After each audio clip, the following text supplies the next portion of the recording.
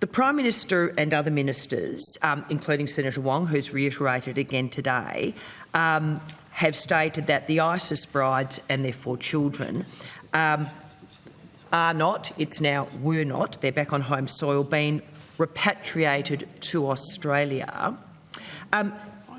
Secretary, is it the government's official policy to not repatriate ISIS brides to Australia?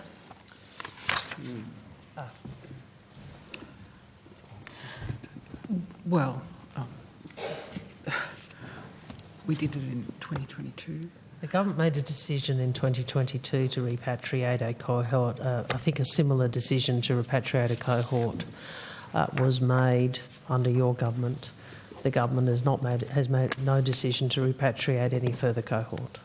So that's what I'm asking, because both yourself and the Prime Minister have been very specific in answer to all questions that the government has not provided repatriation to these individuals. A decision to repatriate was made under your government for a cohort. A decision to repatriate under our government was made in 2022.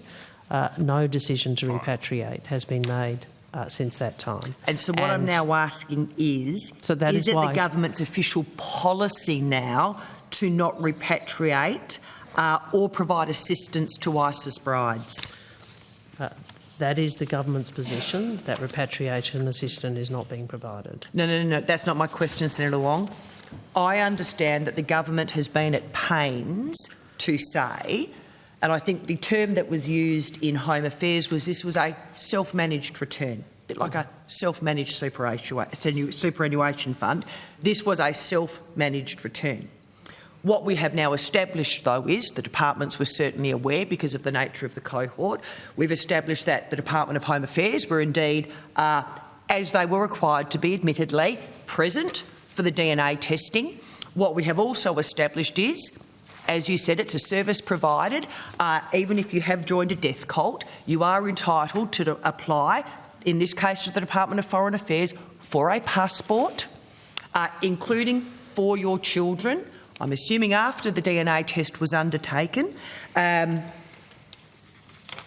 that service is provided. The government has been at pains to say, though, they did not provide repatriation. So what I'm asking is, not in relation to this cohort, is it the government's official policy now to not repatriate ISIS brides? Yeah, well, the government is not repatriating anyone from the Syrian IDPs. Right. And the reason is, Senator, that there is, since 2022, the security situation in Syria has changed. As you would be aware, our ability to provide consular support is limited due to the security situation. We don't have an embassy or consulate in Syria. Our travel advice continues to advise Australians not to travel due to the dangerous security situation and the threat of armed conflict, airstrikes, terrorism, arbitrary detention and kidnapping. Okay. I just need to be clear then, is it your official policy to not repatriate ISIS brides? Official policy. The government is not repatriating anyone from the Syrian IDP camps. So that is the position of the government. Okay, so not even on a case-by-case basis? Well, that is the government's position. So hold on, because we now know there's a broader cohort who wish to return. What I want to establish is it or isn't it the government's position that none of them will be is that official government policy, or is it a case-by-case basis? Well, that is the government's position. Okay. So is the reason not to further repatriate people based on the fact that those remaining are, for want of a better phrase now, the worst of the worst? I'm not going... it's a decision in great part driven by the security situation that I've just outlined. So what about if they were to leave the camps and go to another country? Well, that's a hypothetical. Well, not in this case, it wasn't. I know, but you're saying what about if? That's clearly a hypothetical question. It's not banned under the rules. But that's not, that's, so, but what, Well, it's actually just a genuine question here. Senator, just as you couldn't prevent Australians returning, and you made a comment in your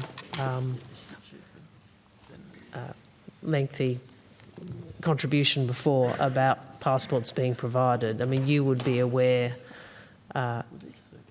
these are obligations that we have, and the High Court has had something to say about citizenship and has had something to say about the rights of Australian citizens, which is binding on all of us. But just as your government acknowledged that we would see sporadic returns,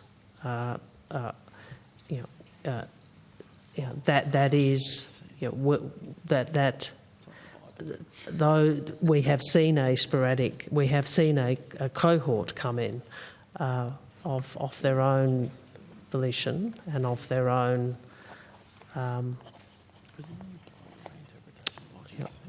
what was the phrase that Home Affairs used? I hadn't heard that. Self-managed. Yeah, there you go. But we are not repatriating people. No, and as I said, I understand that, and I just wanted to be clear. So can you confirm that the government would prefer that the ISIS brides then did not return to Australia? Well, we want Australians to be safe, and the actions of agencies, including the security agencies, reflect that. Can I ask then, the government does have the ability to apply for an exclusion order. Did Secretary DFAT provide any advice, and in particular through the Ambassador for Counter-Terrorism, that the government should consider to apply for an exclusion order? Because we can talk about self-managed returns, and yes, you are right, they are Australian citizens. But the government also does have options available to them, should they determine that they want to pursue them, to actually exclude people from Australia for a period of time. So, Secretary, did the Department of Foreign Affairs provide any advice to the government that it should apply for an exclusion order?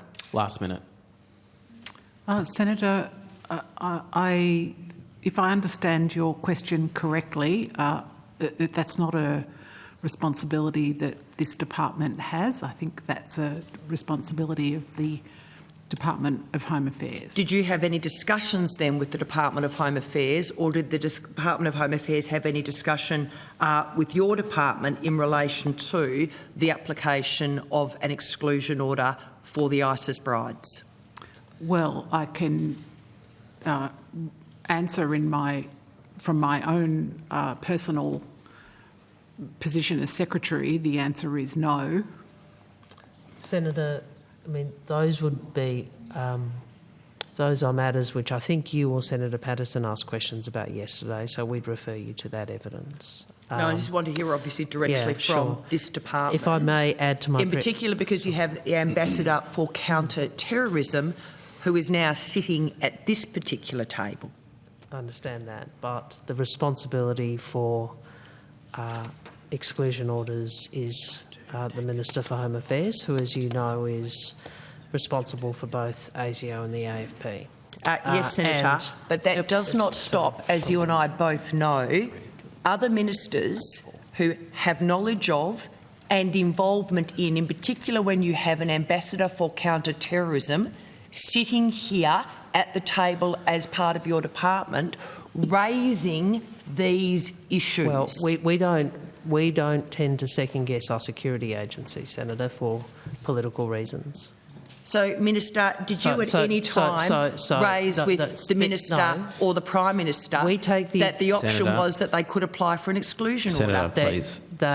We take the advice of our security agencies seriously, and we act on the basis of the advice that is provided, and that is what has happened here. All right. Senator, Chair, if I could add to my answer previously, I just couldn't find the quote.